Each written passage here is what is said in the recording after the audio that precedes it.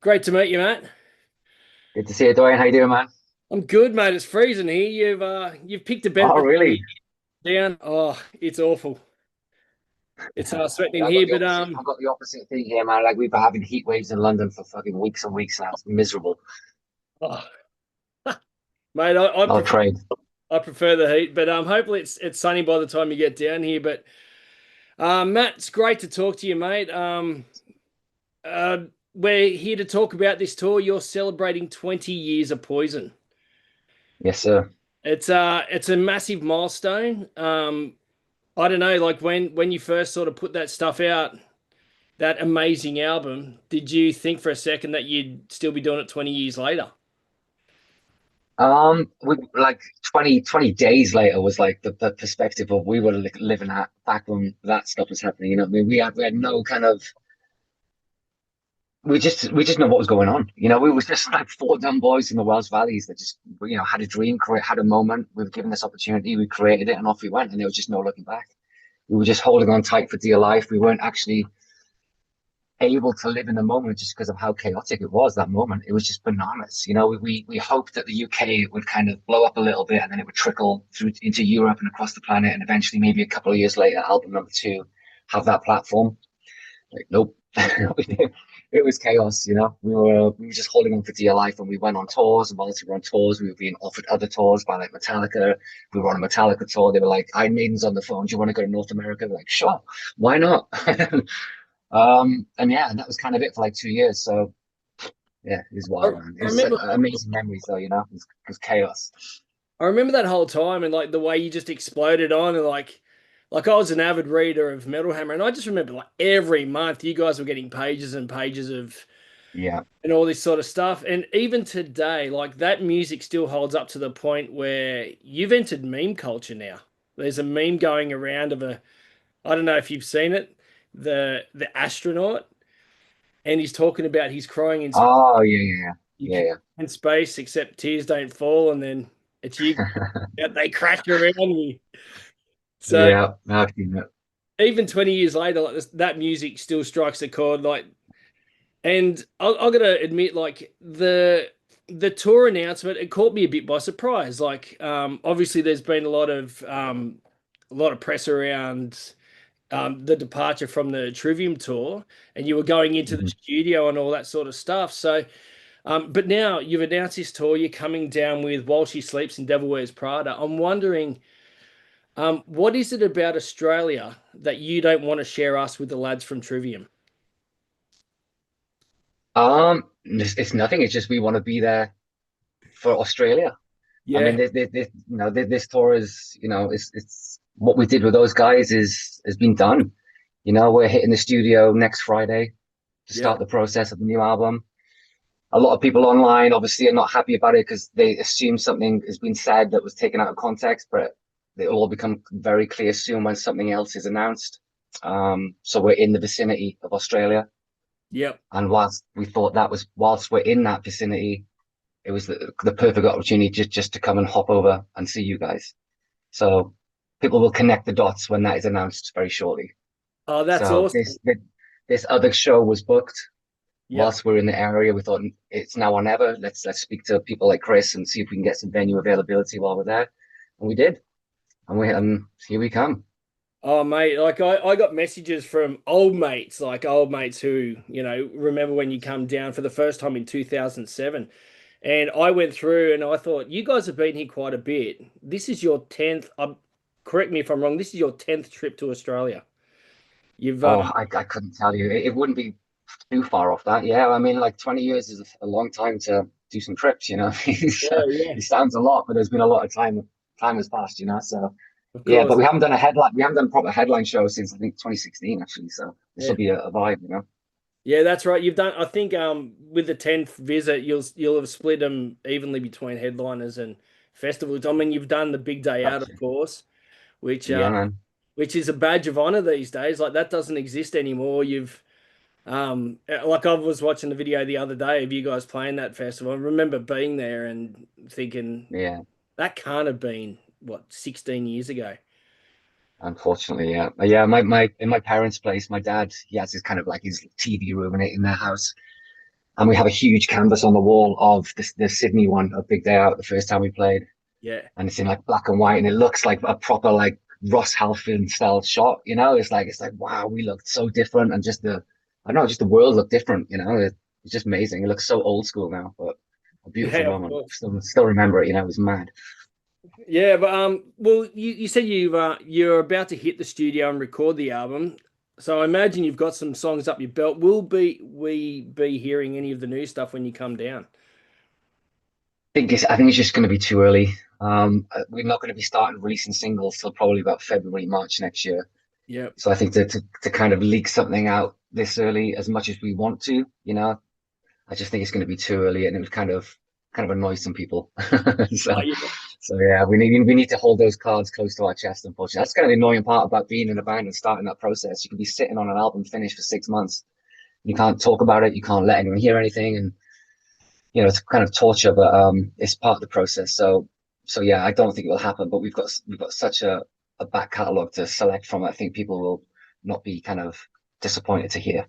You know. yeah, absolutely. Oh, absolutely. Like, I mean, just the 20th anniversary of Poison, obviously, and then a long list of favorites. Like in that 20 years, like you said earlier, you've toured with Metallica, you've toured with Iron Maiden. Was there any advice that them or other bands, like also, you've done Ozfest, you've done Download, you would have played with most of, if not all, your heroes. Is there any Mhm. band advice or any particular advice that they gave you back then that has enabled you to or has aided in your longevity in the scene?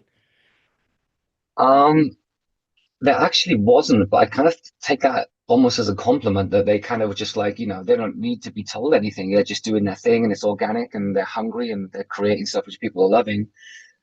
If anything, Rod Smallwood, do you know who Rod is? He's Iron Maiden's manager. Yeah, He was the one that in the early days, we don't have much connection with Rod at all, but I don't know, I think he maybe felt a little bit protective over us because when we were supporting Iron Maiden, the worst thing any band can ever do ever, as far as making their soul crawl into a little black hole, is support Iron Maiden.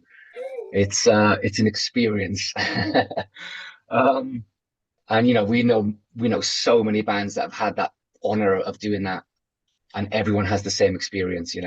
It's incredible, but it's terrifying, and it's violent, shall we say, and aggressive from the crowd, which is almost like a bee sting. You know what I mean? It's like it's part of the process. But I think Rod would always be like, go out there, big chest, don't like look him in the eye, give him a metal, like, just like basically just absorb it, yeah, don't rise to it, because it's easy to kind of have shit thrown at you constantly and booed for like half an hour on a stage in front of like 10,000 people and not let it get under your skin, but it's a tough thing not to do. But he was like, you go out there, you own it, it's your stage. And it's like, fuck yeah. So that's what yeah. we would do, because we were so young and like so like fuck off everyone anyways. We didn't really care. I would find it a more terrifying thing to do now with 20 years of miles on the clock than to do it back then. We were fearless, we didn't give a shit. But yeah, Rod was very, very cool to us and very kind to us. And it wasn't like a huge ton of advice, but it was like, own it. It's your stage, not Iron Maiden's. Yeah, it's amazing. I remember watching the Black Sabbath, um, the last Black Sabbath show, and seeing Youngblood walk out there, and that guy's played to millions, and like he is a famous and celebrated entertainer, but he walked out to a crowd that wasn't his. And I Yeah. imagine that thought, and I thought the same of you because I remember reading about the Iron Maiden tour like so many years ago, and thinking that has to be a daunting task. Like you can walk into a room and they're your fans, and you can play to them, and they'll sing songs back to you, but to walk out to a crowd that is not yours, that has to be a daunting task. And but 20 years later, Mhm. you're Yeah, still it was daunting, but I just think there was something in us, because we were so young and naive, we actually found it quite confrontational, but in a like, okay, let's go. We'll show you, we'll show you. like a fight. And backstage we would always know when showtime was approaching because we'd hear the boos ringing across the arena backstage when they were like putting our backdrop up. We knew when the backdrop was going up because we could just hear the booze backstage for like about 10 minutes. So, but we were like, okay, let's fucking go. Let's go, boys. And then he spent like 30 minutes dodging coins and shit, you know? Oh shit! Oh, keep your Yeah, it agile. was brutal. But I also remember that time, like you sort of like you come out like that album was 2005, obviously, and that was sort of the re-emergence like of the Guitar Hero and the guitar solo coming back in. Mm, And I remember you guys coming out and just you were shredding and like it had almost been like the whole idea of a guitar solo was taboo for so many years, and then you come in and just start mm. shredding. But then the moniker of um, fucking metalcore came in, and that was attached to you guys like Kill Switch, Parkway Yeah. Drive, our very own. And I'm just wondering, like, 20 years later, with that, like, for me, I've listened to your music. I think it's a it's an understatement to just put you into that. But 20 years later, do you look back on the scene that's thriving, even saturated to a point, like a proud dad, or is metalcore a dirty word? No, I love metalcore. It's kind of it. You can't like tar us with that brush solely, but I think, if you had to put us under an umbrella or a genre or something, I think metalcore is something that, that's what we would class ourselves as, especially back in the day. You know what I mean? I think we've evolved a lot more and we're a lot more diverse since then. But yeah, I don't think it's a dirty word at all. It was so cool to be part of this new thing. New metal was kind of dying out. We were part of something like Avenged Sevenfold and Killswitch Engage and Parkway and all these bands. It was just like it just felt like a thing, like a new movement of metal. And it was not just about kind of low riffs and like that kind of festival bounce. That's all cool. It has its place, but I think showmanship and technicality and showing off just hadn't been there. And I don't know, it's just something that we all, we grew up on bands like Megadeth and Testament, Metallica and Slayer and all this stuff. And we wanted to kind of do our version of that. And obviously Bullet is very different to all of those bands, but the DNA, we extracted that and we wanted to make it ours, which is what we did. Oh, absolutely. I think the longer you guys have been around, the more that showed. Like to me, like in your later stuff, like that real shreddy Hmm. guitar hero stuff, like that's the stuff I lean towards. I did mention Black Sabbath earlier. I have a question that I ask everyone. Hmm. Um, it's just a scenario, but I've got to punch it to you. It's if the planet's blown up and we've all got to get on a big spaceship and you've got to grab one Black Sabbath album. Which one is it and why?